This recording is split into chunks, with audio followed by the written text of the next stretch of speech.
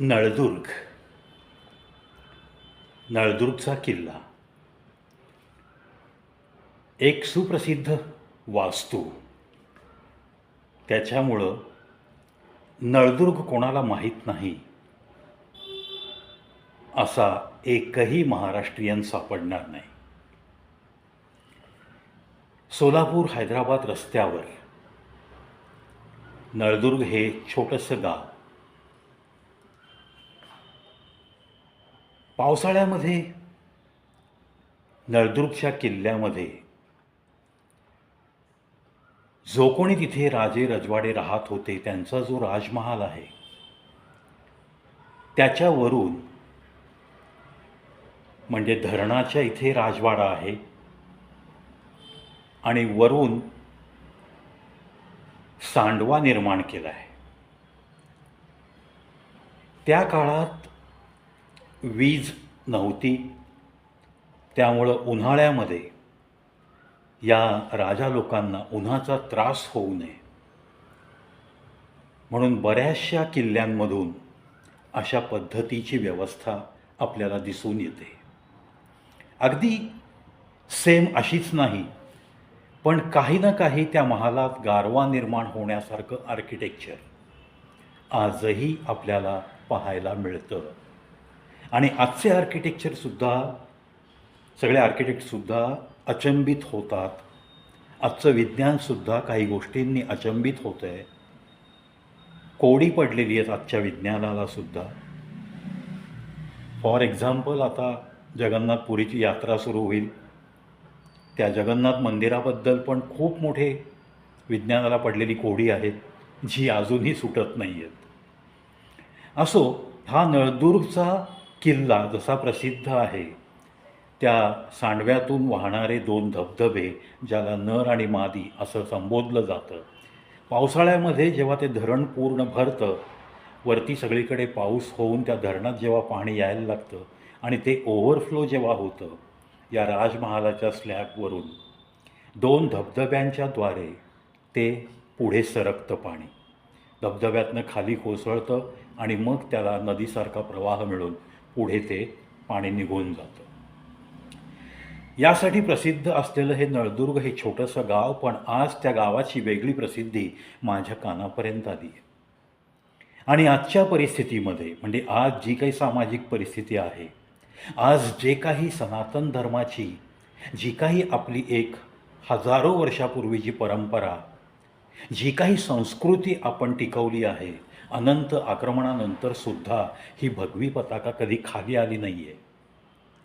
तीच भगवी पताका जोमाने हातात धरून उंचावण्याचं काम केलं जातं आहे याच नळदुर्ग या गावातल्या, या छोट्याशा गावामध्ये अहंकारी या कुटुंबियांकडनं. काय केलं जातं बाबा? आपल्या हिंदू धर्माची, या परंपरेची जपणूक कशा पद्धतीने हे अहंकारी कुटुंबीय करतं आहे, हे जर तुम्ही ऐकाल ना तर थक्क होऊन जाल.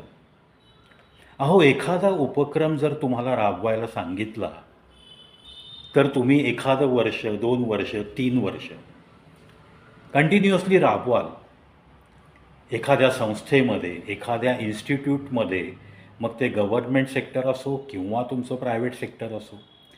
जोपर्यंत इनिशिएटिव्ह घेणारी माणसं, ऑफिसर्स त्या ठिकाणी आहेत, तोपर्यंत असे काही राबवले जाते. पण नंतर त्याच्यात खंड पडू शकतो. एकदा का तर तो अधिकारी, पुढाकार घेणारी माणसं तिथून बाहेर गेली, बदलीच्या निमित्ताने म्हणा किंवा नोकरी सोडून गेली म्हणा किंवा दुसरीकडं नोकरीला गेली, काहीही प्रसंग येऊ द्या, त्या जो काही तुम्ही संकल्प केलेला असतो त्याच्यामध्ये नक्की खंड पडतो. तर असा कुठल्याही प्रकारे खंड पडू न देता अहंकारी कुटुंबियांनी गेली 53 वर्ष आदर्श शिक्षक श्री अहंकारी फ्रॉम नळदुर्ग यांच्या घरामध्ये हा भागवत सप्ताह मनवला जातो. भागवत सप्ताह 23 जुलैपासून 29 जुलैपर्यंत या वर्षीचा त्यांनी आयोजित केला आहे. स्वतःच्या घरामध्ये आपल्या धर्मासाठी काहीतरी असं भरीव कार्य सतत करत राहणं, या गोष्टीलाच मी त्या भगव्या पताकेला नमन करतानाच या अहंकारी कुटुंबियांना 53 वर्ष या गोष्टीमध्ये सातत्य राखल्याबद्दल कवी प्रवीत शो यूट्यूब चॅनलतर्फे कडक सॅल्यूट करतो, कडक सॅल्यूट करतो.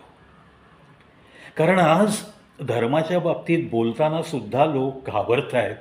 अशा परिस्थितीत, अशा विदारक परिस्थितीत सुद्धा आपली परंपरा, आपली संस्कृती, आपला भगवा ध्वज, आपलं हिंदुत्व हे आपल्या या अहंकारी कुटुंबियांनी 53 वर्ष झाली जपलेलं आहे. केजचे वेदशास्त्र संपन्न असे श्रीराम जोशीबुवा हे भागवत सप्ताहात तिथं पारायण करतात. तुम्हाला आपल्या या धर्माची परंपरा तिथं समजावून सांगितली जाते. आणि अक्षरशः म्हणजे कौतुक करावंसं वाटतं मला त्या नळदुर्ग गावच्या नागरिकांचं सुद्धा. सलग 53 वर्ष याच्यात सातत्य राखण्यासाठी कुठे ना कुठेतरी या गावकऱ्यांचा सुद्धा पाठिंबा नक्कीच मिळतोय, हे सुद्धा जगजाहीर आहे. खूप मोठ्या संख्येने महिला वर्ग, तरुण वर्ग, सगळे महिला, पुरुष, तरुण, तरुणी हे सगळे आवर्जून या भागवत सप्ताहाच्या कार्यक्रमात हजेरी लावतात. जरी हा कार्यक्रम सकाळी 7 वाजल्यापासून सुरू होत असला तरी पण याच्यामध्ये अनेक प्रकारचे कार्यक्रम असतात. भजन आहे, कीर्तन आहे, भागवत पारायणाचं पारायण आपले ह.भ.प. श्रीराम जोशी सर सांगतायत. काही तुम्हाला पौराणिक कथांचा आस्वाद घ्यायला मिळतो. काही तुम्हाला जीवनमूल्य या जाता जाता 7 दिवसात खूप काही मिळून जातात.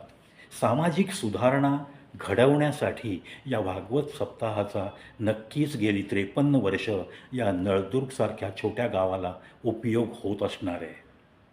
आणि हे एक कळत न कळत अहंकारी कुटुंबियांच्यातर्फे एक महान कार्य त्या गावात होतं आहे.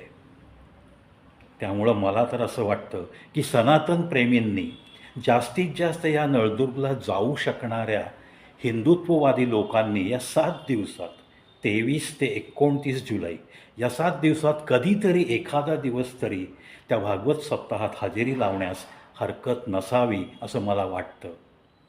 आपण जर आपल्या धर्मासाठी अशा पद्धतीने जर थोडासा पाठिंबा द्यायला तयार असूत, उद्युक्त होणार असूत किंवा उद्युक्त व्हावंसं वाटतंय, लोकांना आव्हान करावंसं वाटतंय, असा जरी आपल्याकडं गुण असला तरीसुद्धा तो आजच्या दिवसांमध्ये या आपल्या हिंदू धर्माला एक प्रेरक असा गुण आहे असंच मी मानतो. अहंकारी कुटुंबीय हे सगळे कुटुंबातले मुलं, मुली, ज्येष्ठ, त्यापैकी एक माझे खूप चांगले स्नेही आहेत, वरिष्ठ मित्र आहेत, ते सुद्धा एक चांगले कवी आहेत. त्यांना मी प्रचंड खूप मनातनं आदर करतो. त्यांचा आणि त्यांच्या पत्नीचं सुद्धा यामध्ये योगदान नक्की आहे. कारण अहंकारी कुटुंबियांचा ते एक हिस्सा आहेत. गो अहंकारी, retired employee of Solapur municipal corporation, त्यांचंसुद्धा यात योगदान आहे. त्यामुळं माझ्या या ज्येष्ठ मित्रालासुद्धा लाख लाख मी शुभेच्छा देतो, अभिनंदन करतो. आणि तुमच्या हातून ही जी काही 53 वर्ष सेवा चालू आहे तुमच्या परिवाराकडून, याच्यामध्ये तुमचंही योगदान तुमच्या वयाच्या 100पर्यंत असंच राहावं, याच तुम्हाला सदिच्छा आणि शुभेच्छा देतो. आणि पुन्हा एकदा अहंकारी कुटुंबियांना कडक सॅल्यूट करून या व्हिडिओतून रजा घेतो.